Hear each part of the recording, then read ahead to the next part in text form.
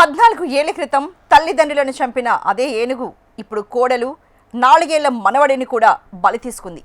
ఈ షాకింగ్ ఘటన నేపాల్లోని Chitwan national park సమీపంలో జరిగింది. ఈ సంఘటన ప్రస్తుతం ప్రపంచవ్యాప్తంగా చర్చనీయాంశంగా మారింది. 2012లో ధ్రుబే అనే అడవి ఏనుగు శనిచర బోటే అనే వ్యక్తి తల్లిదండ్రులపై దాడి చేసి చంపేసింది. ఆ భయంతో ఆ కుటుంబం తమ గ్రామాన్ని వదిలి సుమారు 17 కిలోమీటర్ల దూరంలో మరో ప్రాంతానికి వెళ్లి కొత్త జీవితాన్ని ప్రారంభించింది. కానీ 14 సంవత్సరాల తర్వాత కూడా ఆ విషాదం మళ్లీ వారి కుటుంబాన్ని వెంటాడింది.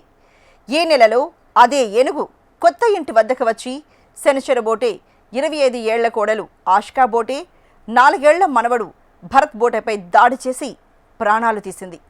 దీంతో ఒకే కుటుంబంలో 4 సభ్యులు అదే ఏనుగు దాడిలో మరణించడం తీవ్ర విషాదాన్ని మిగిల్చింది. అటవీశాఖ అధికారులు తెలిపిన వివరాల ప్రకారం ధ్రుబే అనే ఏనుగు 2010 నుంచి ఇప్పటి వరకు కనీసం 25 మంది ప్రాణాలను బలి తీసుకుంది. దాని కదలికలను శాటిలైట్ ట్రాకింగ్ కాలర్తో పర్యవేక్షిస్తున్నప్పటికీ ఇలాంటి దాడులను పూర్తిగా అడ్డుకోలేకపోతున్నారు. అడవుల విస్తీర్ణం తగ్గడం, మానవ నివాసాలు అడవులకు దగ్గర కావడం వల్ల మనిషి వన్యప్రాణుల మధ్య ఘర్షణలు పెరుగుతున్నాయని నిపుణులు చెబుతున్నారు. ఈ విషాద ఘటన కూడా అదే సమస్యకు మరో ఉదాహరణగా నిలిచింది. ఇలాంటి ఆసక్తికరమైన విశ్వసనీయమైన వార్తల కోసం మా ఛానల్ను ఫాలో అవ్వండి.